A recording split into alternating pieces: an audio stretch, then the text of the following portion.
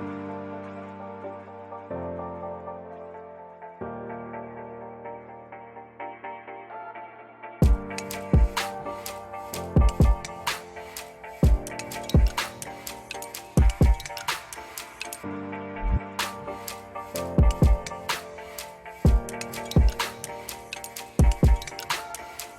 welcome back.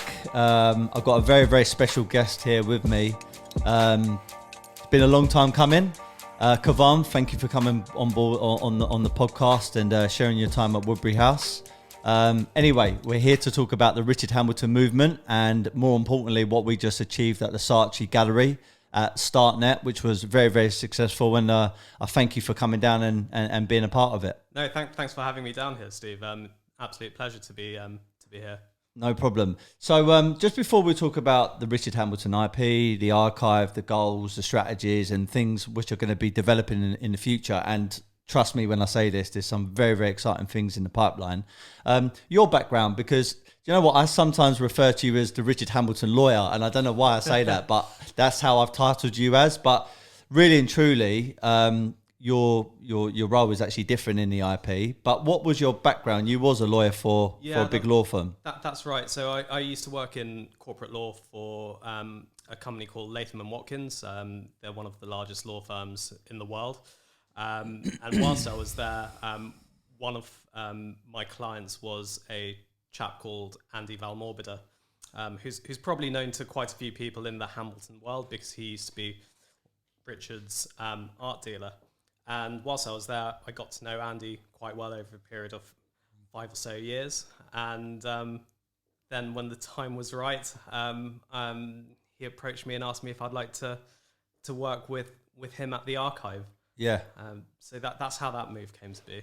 Yeah, I mean, that must have been quite a humbling experience and also a privilege. I mean, look, you're a lawyer and you've gone through all those years of learning your craft and working for a massive corporation, but then to be given an opportunity to work at such a massive movement, and it really is a massive movement. I mean, what was that feeling like? Oh, it was incredible. So I previously set the goal as wanting to be a partner in a law firm, and I was lucky enough to get a few offers from a few great firms to take up that position. And I spoke to my clients and I said, look, I'm going to be at this firm as a partner. You're going to move with me? And everyone said yes, except for Andy and the Hambleton Archive, who said, you know what, we'd really, really like you to come and join us. You know the company, you've known us for the last 5 years, and you know the project that we're going to be on over the coming years. We'd love for you to come with us. And it was that conversation with Andy that really kept me up at night. And when you can't get any sleep over a job offer like that, you already know that your decision's made. So yeah, pretty much put aside all the corporate aspirations of being a partner to work on the Hambleton movement. Yeah, I mean, I've got a slightly similar story, but not as qualified as you. I'm just a regular guy, but yeah, it was about 2014 when Andy approached myself and my business partner about teaming up and selling on behalf of the Richard Hambleton archive some of the originals, also some of the limited editions. My background is in art. Yeah, it was kind of right place, right kind of time scenario. And the moment Andy explained the background of Hambleton, he showed me the trailer to the Shadowman documentary, because at this point, the documentary hadn't been finished. Yeah. I fell in love with the story. I gave it to my sales team. They fell in love with the story. And within about 6-7 weeks, the small inventory he gave us, we basically sold the whole entire lot. And I felt it was almost my calling, because I've always seen myself as, a salesperson. I like to do selling, but I think the most important thing is you need to have a good brand behind you, a good team behind you, but more importantly, I think the most important thing is a great product. And the moment I was presented the Richard Hambleton product, look, 7 years down the line, 6-7 years down the line, I'm still selling it. I mean, that is testament to the fact that how much I believed in it, and more importantly, I know where it's about to go. So did you have any kind of interest or any kind of background in art, or was it solely law? My background was pretty much solely in law, and my exposure to the art world really was through Andy. I mean, I'd obviously been to galleries and the like and had a passing interest in street art. But when I started working with Andy in the archive, you just get exposed to the Hambleton story. And he said, oh, I'm launching a documentary soon. I said, oh, what's it called? Shadowman. It's available on Amazon Prime. I said, okay, cool, I'll check it out. And then when I watched that and combined with the background information that I had from Andy at that point, I was just taken in by the story. It's such a powerful story that Richard has to tell. And the thing that really took me about it and drew me into the project that we're now embarking on with companies such as Woodbury House, is that we're really only at the tip of the iceberg in terms of getting Richard's story out there. And I think that's, I don't know whether you share this excitement, but I get the sense that you do, that it's that opportunity to tell this amazing story to an even bigger audience. Yeah. That's the driver in what we're doing. Yeah. So not coming from the art sort of world myself, just like you said, what I like about what we've done with you guys and what we're going to continue to do is obviously build up the Hambleton market. But I feel like we've got some, and I don't mean it in a bit of a cheesy way, but I feel like we've got some real good bragging rights, because there's been multiple other galleries, art organisations out there that have worked on loads of different genres, loads of different artists, and that's all well and good, that's great. But nobody I can see at the moment has helped build the Hambleton movement, certainly in London, as we have with you guys. And I like to have them bragging rights, because I know I can reflect, you know, back in 2014, 2015, 2016, when Richard Hambleton was still alive, we was building the market. We done multiple shows, one over in Mexico City, one in Dubai with a big restaurant called La Catina Death Row Bar. We put Hambleton into multiple different publications that he typically wouldn't get into. So places like Hypebeast, Vogue Italia, these are like slightly different types of publications which have a different demographic, and it's allowing us to get it to the wider world so people understand his market, understand the movement, and then sort of buy into his story. So you just said something there which I think is good to pigeonhole on. You didn't really have a background in it, same as me, but then the moment you found the Hambleton story and Andy educated you and you watched the Shadowman documentary or even the trailer, it started to shape your tastes. So what would you say to people that have never looked into art, forgetting about Hambleton, but just looking into art, and they say, well, I don't know if art is for me because I've never bought into it, I'm not educated on it, I'm not an expert on it. Yeah. What would you say to those people, being, making that transition yourself? Yeah, I think my journey was exactly that I'd always had the attitude that art really isn't for me. I don't have a background in art history. But the beautiful thing about Richard's work is that it is so accessible. The very first time you see one of his shadow figures or a horse and rider image, you know that you've seen a Hambleton work, and that it sounds really cheesy, but that lives with you. You know that you've seen a Shadowman, and the next time you see it, it'll resonate with you. And all that I'd say to people who are thinking art isn't for me, check out the documentary, or even just check out the trailer, and you'll see what a compelling story there is behind Richard and Richard's work. Yeah. And then I promise you're going to be going down that rabbit hole where you're going to want to look at his different bodies of work. So whether it's the Shadowmen, the horse and rider, the landscapes. I mean, the list is endless. I mean, you'll be totally mesmerized by the work. I promise you that. And then that leads you down an even bigger, I suppose, part of his world, which is, do you want to start collecting? Do you want to go to the shows? It really does open up a whole different world outside of what your normal interest may be, whether it's football or sport or music. I'd just say give it a go. Yeah. I definitely will second that. I've always said the same thing, which is your tastes, your interests are always shaped by your education. if you're not educated on something, you're probably not going to have an interest. But the moment you get educated on them or that area, you're going to develop an interest. I've got two things to say on that. I listened to Eddie Hearn's podcast last night. He was interviewing a guy from Formula One. I forgot his name now. And there's a documentary on Netflix about Formula One. Yeah. Forgot even the name of that as well. Drive to Survive. That's right. It, exactly that. I'm trying to think of his name. Is it Norton? Someone like that? I'm not sure. I didn't. I need to go back. Anyway, he clearly stated on there, he said, I had no interest in Formula One. It's one of the sports that he didn't really have an interest in. Yeah. But the moment he watched the Netflix documentary, which is an educational bit of content, yeah, he now cannot stop watching it, and more importantly, following the drivers and their journeys.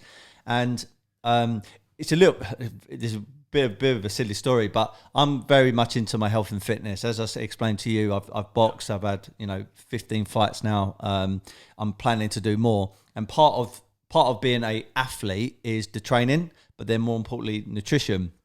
And I always had a pet hate for avocados. Right? I know I'm going off topic here, but I hated them partly because of their texture. But when I started researching and learning about the good fats, how it can preserve your body, it's very, very good for your brain. There's multiple different benefits to avocados. I mean, they're called a superfood. Over time, it started shaping my taste buds. And now every single week, I'm having them religiously. Yeah. And it brings me back to the arts sector, because unless you get exposed to the right content, the right conversations like we're having here, watching the trailers, going to the shows, you won't really understand or be aware of that world out there. And what we find is the moment that people take that sort of leap over into his market, whether that's buying a limited edition print for a good cost-effective value or an original, people start to begin to fall in love with it. Yeah. And people start to build a good collection, a good investment portfolio. And in 5 years down the line, that investment portfolio has gone up. No, for sure. One of the things that I just jump in and say is that we talk about it being education and learning, but the way it happens with Hambleton and with art in general, I think you'll find is you sit and you watch the trailer or the documentary itself, or even start following Instagram accounts like the Woodbury House one or Richard Hambleton official. It's entertainment, and you'll realize that you're learning through a process of just sitting back and chilling out on your sofa and just consuming content. Yeah. And I think it's the best way to learn, because it doesn't feel like an imposition at all. You enjoy it. Yeah. So what better way to learn than through enjoyment? So Definitely. So going back to your role then, so what is your title at the Richard Hambleton IP? So I'm the General Counsel and Chief Operating Officer. So taking on both my previous legal role that I had, but also a slightly more commercial role now, working with partners such as Woodbury House in order to try and, I suppose, act as responsible custodians for Richard's legacy, and to ensure that the message gets out there. Yeah, okay. So I won't go into names and people like that or even figures, but I know previously there were some big investors behind the Richard Hambleton IP. Obviously, I know, being a businessman myself, there's loads of different elements to why you would invest into a company. Obviously, the legacy, as you just mentioned, educating people, touring stuff around the world. There's all that stuff. But then the bottom line is obviously to make a profit. Is there a goal in 5 years, 10 years, 15 years, 20 years down the road that, I don't know, the company wants to become a public company, or wants to sell part of the company, or merge with another company? Or is that something you can't really talk about yet? I think in terms of the commercial goals of the company, we really just want to try and grow it as organically as we possibly can. And I mean, if that involves the company necessarily becoming bigger, then wonderful. But the primary driver at the moment, as we see it, is to manage the archive responsibly, and in a way that I think other artists have enjoyed, but Richard hasn't. So if you look at the Basquiat archive, the Haring archive, those have been managed to within an inch of their lives. They're phenomenal institutions. We really need to get that same level of organization and rigor implemented with Richard's work. So that's the primary goal at the moment. And I think as a consequence of that that organisation, I think it'll benefit people who decide to get involved with Richard's work, whether that's purchasing originals or limited edition artworks. Yeah. So I've seen with the likes of the Haring IP or the Archive, and also the Jean-Michel Basquiat one, what I loved about their journey, because I didn't realise this until I was sort of in the Richard Hambleton market one, you've got the originals, and obviously they capture all the media's attention when Jean-Michel Basquiat went for $110.5 million, and then even just a year ago, Ken Griffin, the billionaire, buying another one for $100 million. Everyone's like, wow, this is amazing. Obviously, that's going to benefit the whole street art sector, including Richard Hambleton's works. But then there's another side to it, which is the collaborations. So there was Jean-Michel Basquiat done a collaboration with Uniqlo. Jean-Michel Basquiat Archive done a collaboration with Coach, for example. And what this allows is people that haven't taken that jump into the original works can still have a slice of history of that artist who passed away many, many years ago. I think he was 28 years of age when he died. They can still have something to do with the artist. How important do you think that is for the Richard Hambleton journey to do those collaborations? I think it's incredibly important. You want everyone to feel as if they can be a part of that journey going forwards as well. And the more touch points you have, the better it is. The touch points can't just be buying an original piece of his work, because that's simply not achievable for many people. And Richard always used to talk about his art being public art. That was the beauty of it. So I think it's important that we as the archive try and continue achieving that goal for Richard. So yes, collaborations like those that you've mentioned are incredibly important. Yeah. Have you got any in the pipeline that you're thinking about? Because I know we were the second company, I think, in history, this is before your time, back in 2016, which we got into Vogue Italia and also Hypebeast and plenty of other fantastic publications. We done a collaboration with Dark Circle Clothing and the Richard Hambleton IP. We done 25 canvas unique jackets, one of ones. Then we done merchandise. There was limited editions. There was obviously the originals. It was absolutely fantastic. In actual fact, it was in this studio that we done the actual event, which was brilliant. I know the one before that was with Supreme, I believe. Yeah, that's right. Have you got anything else like that? Are you thinking about teaming up with a company, a Louis Vuitton maybe? We definitely are thinking about collaborations going forward. We can't announce anything just yet, but we definitely, it's in the pipeline. That's what I can say for sure. Yeah. Do you think intrinsically, or does, when you do a collaboration, I'm going to pluck a name out the sky, Gucci, you done one with Gucci, for example, or one of the big brands. How do you feel that affects the originals market? Do you think that's a good thing, or do you think it doesn't really affect it? I think it can only help. Appreciate the market for originals, because in essence you're getting the artist's name out there to a much wider audience than you otherwise would have. I mean, you only need to look at the shows which were done in collaboration with Armani to see the effect that had on Richard's market. So I think collaborations are an incredibly important part of what we do. Yeah, I mean, funny you should say that, because I've got a big client of ours who actually owns 10 of the Nightlifes, which we'll talk about the Saatchi show in a second. He fell in love with the story. I mean, this again, going back to our original conversation, testament to the fact that you don't need an art background or an art degree or necessarily have a massive amount of interest in art. You can still collect and also invest into art. So this guy ended up buying 10 Nightlifes. He's from a venture capital sort of background. Very, very good on his numbers. He buys into companies, scales companies, sells companies. And then he's bought multiple different very, very key works. He's bought a standing Shadowman from on canvas from the 80s. And then he bought a rodeo, which is forward facing. So one of the rare kind of stances that Hambleton took for the rodeos. And then he also bought, which is next door, the blood landscape that is almost like the one that people refer to as the heroin one, because it looks like pulling them back on the syringe.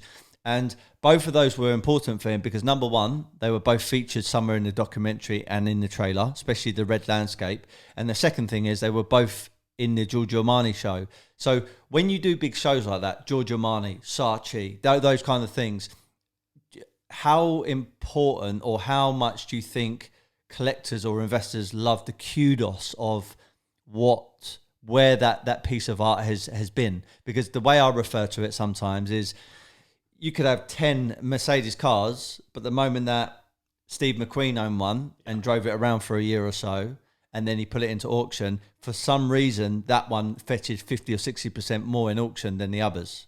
Yeah, I think it all plays into the rich tapestry that makes up the provenance of a piece. And collectors, whether they're seasoned collectors or whether they're new to the market, all look for strong provenance in a piece. Now, that can either be achieved by saying you bought it directly from the artist in his studio, or through having seen where the piece has been exhibited, whether it's been at shows like the Armani, or whether it's come from a private collector with a good reputation, or from a gallery such as Woodbury. But it all adds to the touch and feel of the piece. And what you're buying is a piece of art history. And when you buy a piece of history, you want to know that it's got good provenance. So, yeah, I think having shows like the Armani show or seeing your piece in the documentary are going to obviously encourage people to I suppose, pull the trigger and make that purchase because they've got a lot more confidence. Yeah, definitely. And also seeing key people invest or collect his art. I think it was, who did he say? I interviewed Frank Palella, just about pronounce his name properly now. He said, is it Paul Rudd? Yeah. The actor? Yeah. Collects his work, obviously Giorgio Armani. Andy used to mention a bunch of people to me who used to collect his work. And I think it's important to get the high profile people. I mean, you can't always say their names, but where you can, show that they are collecting his work, because these are people that have got collections with Andy Warhol, Damien Hirst, Jeff Koons, Kaws, Banksy, and now they're also not just collecting Hambleton on a small scale. We're talking about stockpiling work, like massively. Yeah, and I mean the reason for those people stockpiling his work is because it's proving to be a very, very sound investment over time. And as I said a few moments ago, we really think that we're just at the start of this journey. I mean, one of the things that we talk about is the effect that Julian Schnabel's film had on the Basquiat market. And I mean, there was a meteoric increase in the value of his work.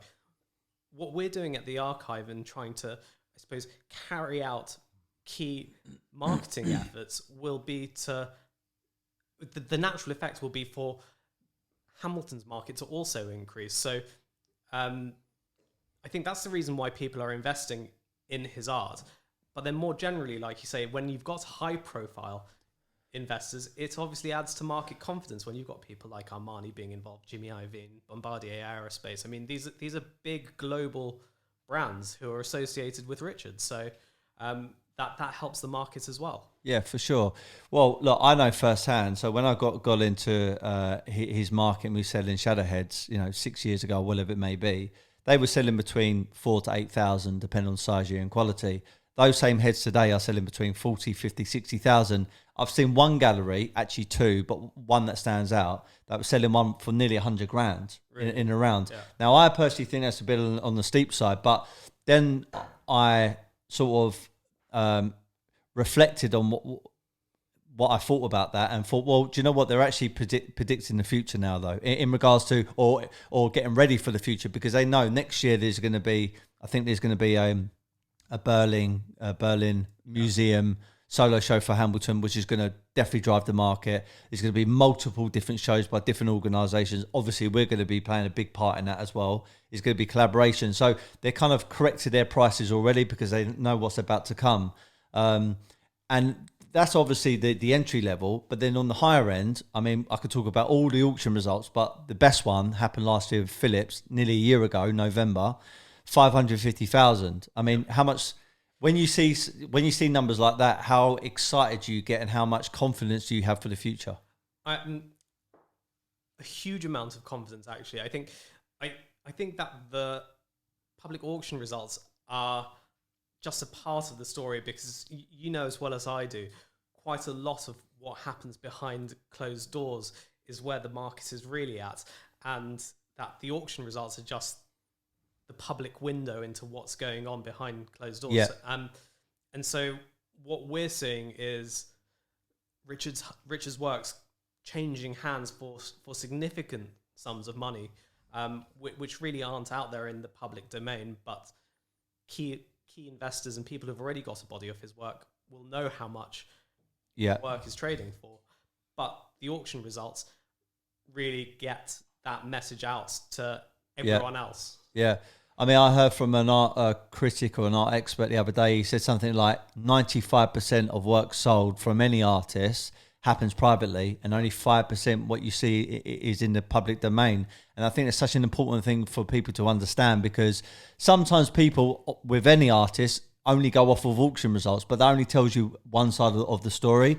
I was looking at a rodeo, a very, very large rodeo for a client of mine, and was negotiating. I was going through about 2 or 3 people via New York, someone that I've got a good track record with before. I bought a lot of work off the guy.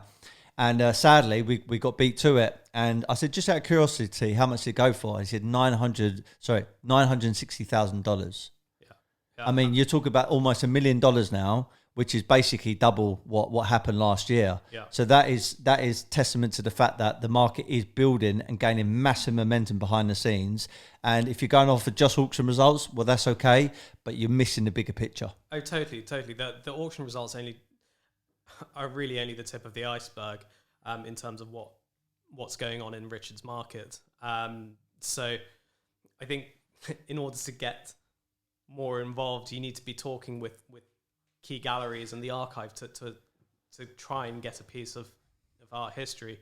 Yeah. And the only other thing that I'd add is that you're probably finding the same thing. There isn't much original work out there. It's hard to come by at the moment. So that combined with the fact that there's going to be a huge amount of work going into advertising Richard and his works over the coming years, now really is an amazing time to try and get involved and to get yourself on this ride before the train really pulls away from the station. Yeah, for sure. There was a program called The Price of Everything, I think it was on BBC, and it was talking about the art market. I think they referenced in there Jean-Michel Basquiat and a few sort of affiliates to Hambleton. And anyway, they said the 2 things that drive the market is number 1, supply and demand.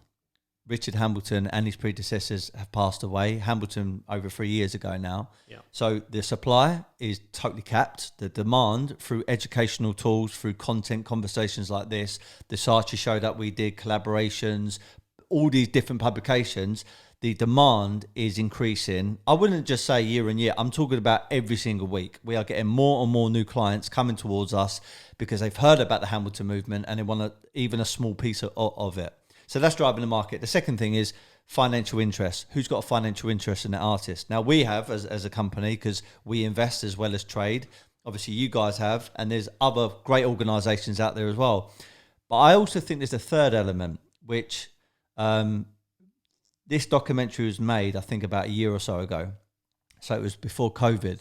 Now, COVID has been a horrendous thing. I mean, we spoke about this until we were blue in the face just earlier.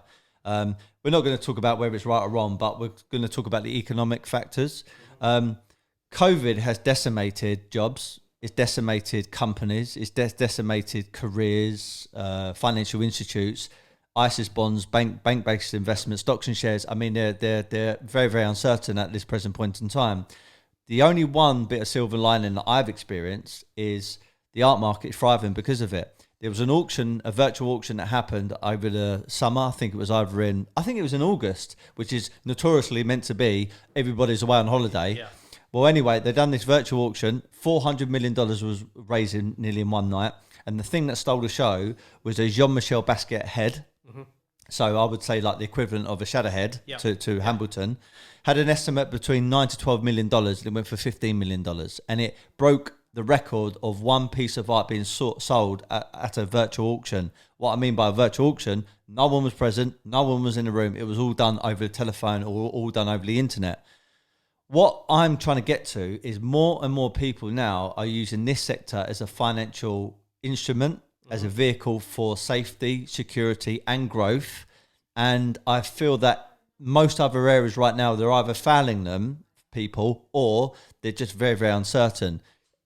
How would you feel about Hambleton being great as an artist, but what about the financial instrument side of things? I think that's a really interesting point that you touch on, actually, because as matters stand, we're in very uncertain times economically. And I might add, we've got another lockdown coming this Thursday, which I know. know you're thrilled about. I could just see your massive smile on your face. I mean, I'll put that to one side, but I think that with this economic uncertainty, a lot of people would be quite cautious about making investments. But in the art market, we've seen the total opposite. People see art as a safe haven, and it's not just sentiment that's driving that. It's the actuality of putting your money in art, and people are seeing good returns on investing in art. Mainly because the banks are letting people down. Interest rates are so frighteningly low, to the point of being non-existent, that people are looking for alternative investment classes, and art is one of them. And those who are looking at art purely as an investment, Richard's work is a wonderful, wonderful way to really put your money to good use, because we're only seeing his works appreciating in value at the moment. So, I think it's an interesting point that you raise. Yeah, I honestly do feel that COVID has driven the market. There are other markets out there which are doing great. I mean, people normally refer to gold as a flight to safety in times of economic turmoil, but gold hit an all-time high this year. I think $2,000 per troy ounce, and I've always been taught rule 101 is buy low, sell high. There's no point of buying something higher and then trying to sell higher, because that's a risk. With Hambleton, he's so undervalued in comparison to his predecessors. I mean, if you just take the 550,000 auction result in November of last year and compare it to his painting partner and his buddy, Jean-Michel Basquiat, that went for $110.5 million, there's so much scope for his market to mature and get to, a very, very similar level over the next 5, 10, 15, 20 years. Yeah, I think that's absolutely right. I mean, when you look back to the 80s, there was a piece in the International Herald Tribune which talked about the burgeoning street art movement, and they referenced Basquiat, Haring, and Hambleton. Hambleton's piece, interestingly, was the only piece to feature in that. And on top of that, they mentioned that Basquiat's work and Haring's work were available for lower sums of money than Richard's. So something happened in the intervening period. I mean, Richard's, you can hear it from his own mouth in the documentary. He said, "Well, unfortunately, Basquiat and Haring passed, and I lived." And that might in large part reflect what happened to his market. But all of which is to say, there's a huge amount of room for growth in Richard's original art, and also the limited edition artwork that we're releasing. Yeah, so I wanted to get onto that, actually. So we done this big show at the Saatchi Gallery, which is obviously on King's Road in Chelsea. I mean, in your own words, how big of a deal is it to do something at the Saatchi Gallery? It's phenomenal. I mean, to be able to see Richard's work hanging in the Saatchi Gallery was something very, very special indeed. I mean, when you saw the army of Nightlife standing shadow from the 80s in that room, I mean, what was your initial thoughts and feelings towards that? It was genuinely mind-blowing. It literally takes your breath away, because you walk into this room and you're surrounded, and I mean, it's quite imposing seeing all these huge shadow men looking at you. They're like it's basically like a shadow army. Yeah. It's really imposing. But to anyone who wasn't able to get down there, I would strongly recommend you try and check out the images on the Woodbury House Instagram feed. It doesn't quite do it justice, but it's still pretty special. But there's a lot more content coming out, and also some of the other publications they're going to be releasing their content over the next few days and next few weeks. So there's going to be more and more images coming out. And before we talk about the limited edition Nightlife print that we have launched, which I want to talk to you more heavily about. There's one piece in there that for me was one of the most important pieces in there, which is called "I Only Have Eyes for You." Yeah. So as you walked in, there was a bit of a bio on Hambleton, also the Nightlife, and next to it was one of the kind of original ones that he ever produced, and they were meant to be plastered up the sides of the streets in New York, and then over time they would disintegrate and leave this kind of white kind of shadow figure, and that was the birth of the Shadow series. How important do you think that body of work is, and more importantly, when you saw it for the first time, had you seen one of those before, or was that the first time at Saatchi? I had seen one of those before, but not in the flesh. So okay. I'd seen it in archive catalogues and videos, but I hadn't seen one in the flesh. So it really was super special to see. I Only Have Eyes for You there at the Saatchi, and knowing the history behind it, that was, I suppose, the precursor to the Shadowman series. I think it was a wonderful piece of art exhibition or curation, I should say. Yeah. To have that piece next to all of the Nightlife shadows. And that piece as well. I mean, Saatchi or the Startnet, they had loads of different galleries there, loads of different artists there, and loads of different images to choose from. Yeah. And there was 5 front covers, and on the front cover was us, and it had the Only Eyes for You on the front of it. And for me, it gave me this kind of warm, tingly feeling inside, thinking, Jesus, we're a part of something magical here, because for them to choose all of that out of all of those different images and chose to go for that one, it reflects on how important they believe that body of works was, and therefore the Stand-in Shadow series could be born and could flourish and do really, really good things in his market. Yeah, I think you're absolutely right. I mean, when you talk about Richard Hambleton, he has a place in art history that deserves to be amongst the greats. We're talking about Basquiat, we're talking about Haring, and I think the cover of the Saatchi catalogue to feature Only Have Eyes for You, and to see Richard on the front cover, I think it was recognition of his place in that pantheon of greats. Yeah, for sure. So the pieces that were featured at the Nightlife exhibition at Saatchi, the originals, bearing in mind they're from 1985, so Jean-Michel Basquiat, Keith Haring, Hambleton, most art collectors, art lovers and investors would say if you could buy an original from the 80s, that's probably your very, very best investment you can make. Yeah. Sadly, and there is a downside, they're £150,000 plus. Yeah. And most people, if you're coming into the art market for the first time, may not have that kind of money around them. However, the next best thing is to get a limited edition print, run a 50, straight from the archive. So a little bit about that from you. The making of it, how important it is for you to release this limited edition one with Woodbury House? So this particular piece was incredibly important to us. We started having conversations with you and your team at Woodbury House months and months and months ago. This has been an absolute labour of love for us.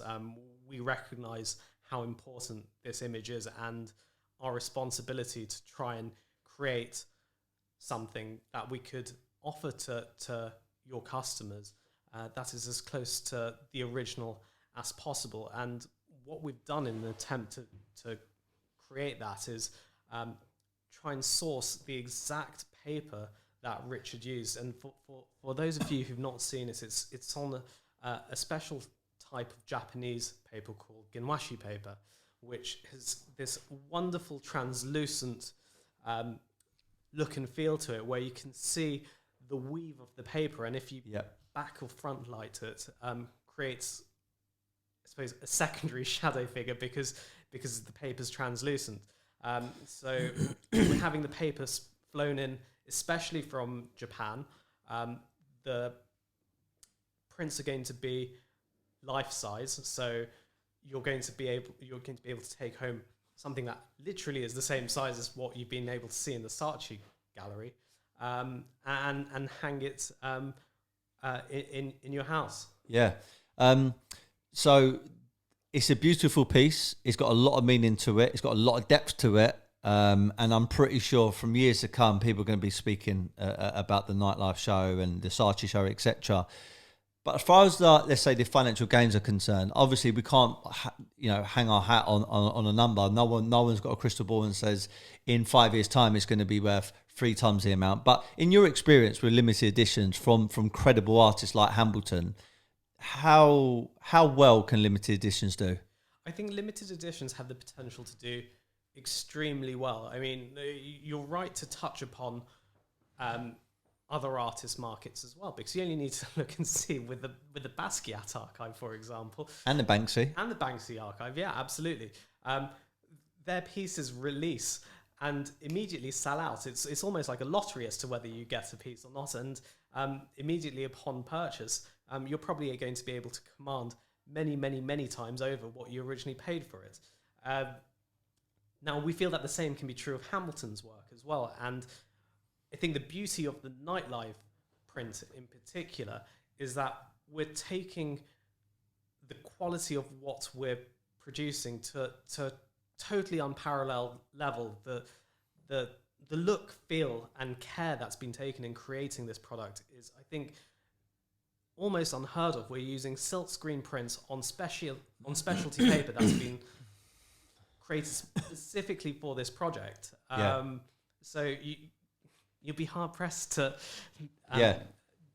not feel the quality of the product, and I think that'll be reflected later down the line when people look at it as an investment piece. Yeah, so you could very much say limited editions from Hambleton are investment. Oh yeah, absolutely.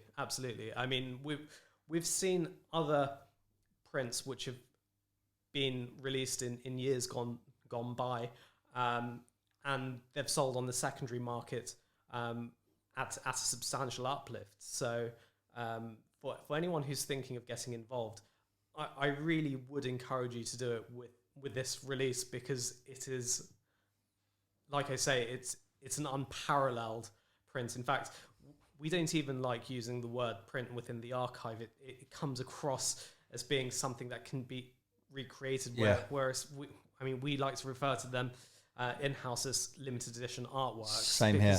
Yeah, it's just, it does the piece a lot more respect to refer to it in that way. Yeah, well, the way I used to educate my clients, and this was teachings from Andy to me. Like, Andy was basically like my mentor at the start of everything, so I learned pretty much everything from him. He said that a print is something that can be kind of remade, and you can mass produce it. And a limited edition normally has a decoration. It will say, right, there's going to be a run of 50, and once the 50 are gone, they're gone. Hence why it's called a limited edition run. Yeah. However, going back to prints, even Banksy, he's got unsigned prints, so not signed by Pest Control or himself, who kind of regulates his market.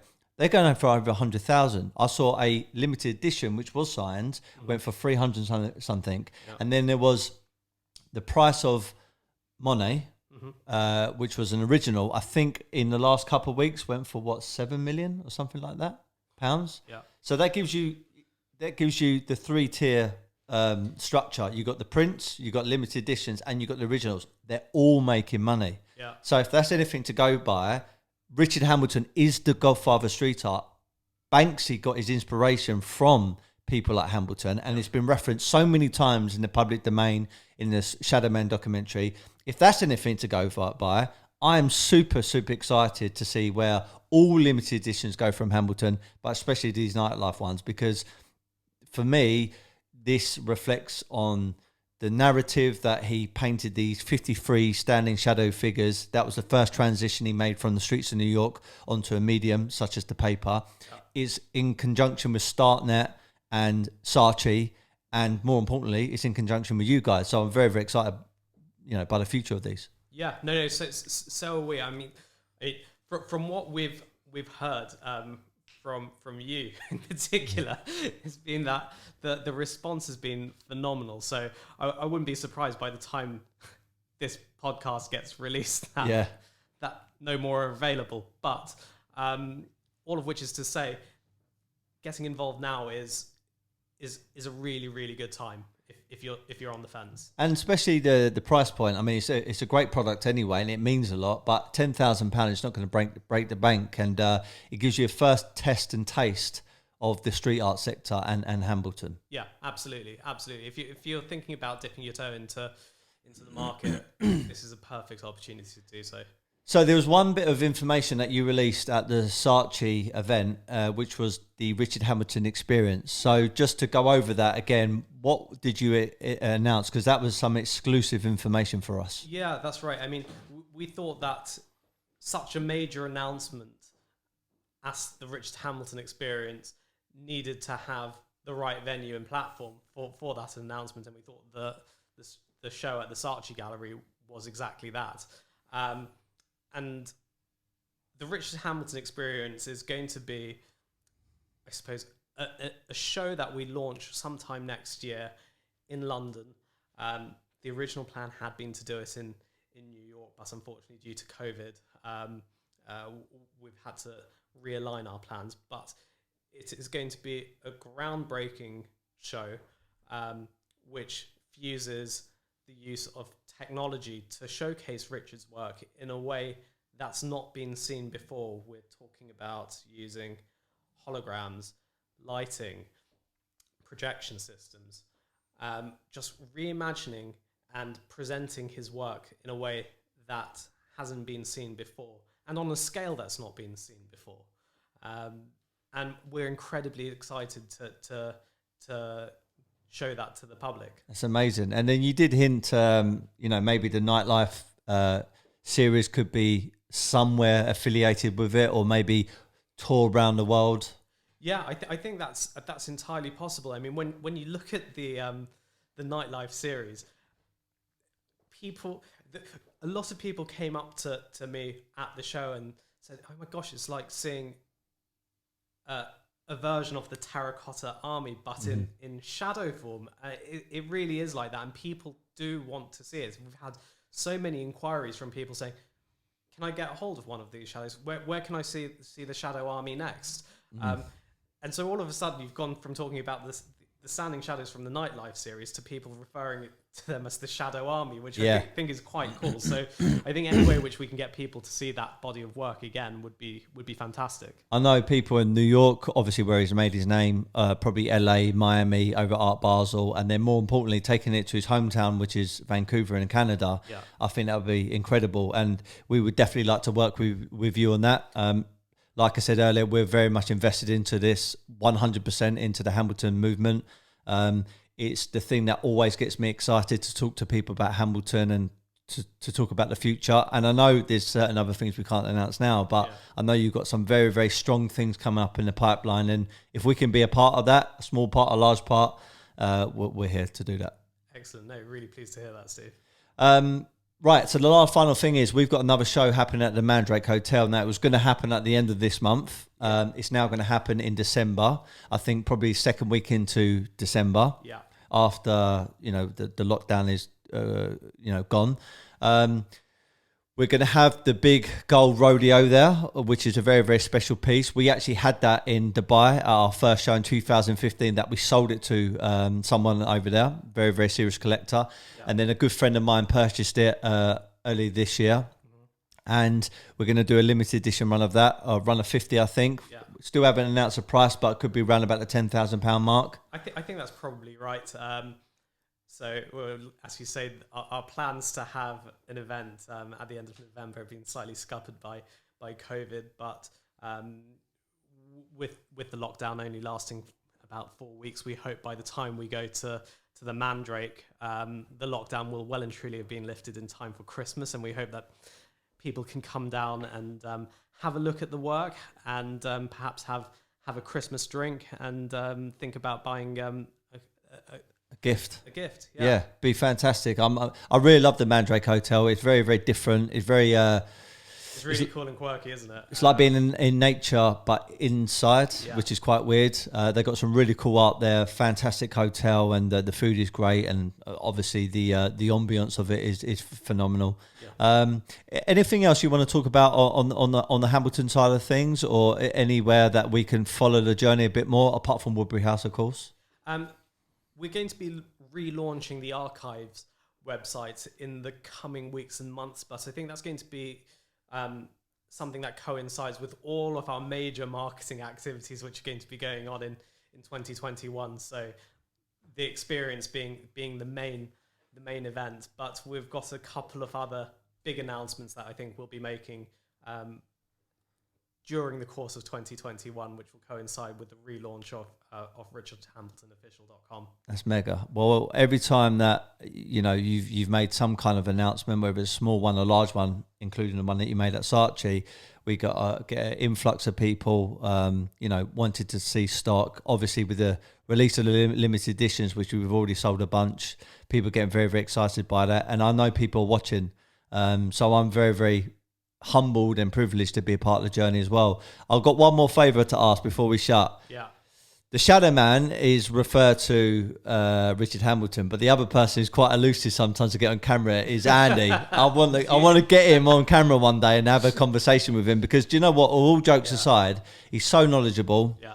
He's got so much experience. He's done some incredible stuff, like putting the Giorgio Armani show together.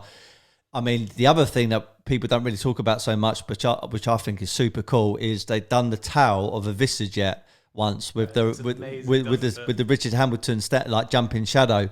I just think he's got some of the golden bits of content. So when you can, twist his arm, try and get him on the podcast. Yeah, I'll definitely try for you. All right, thank you. Thank you very much for your time, Kavan, and let's have a cracking end to the year. Yeah, absolutely. Thanks for having me on, Steve. Top man.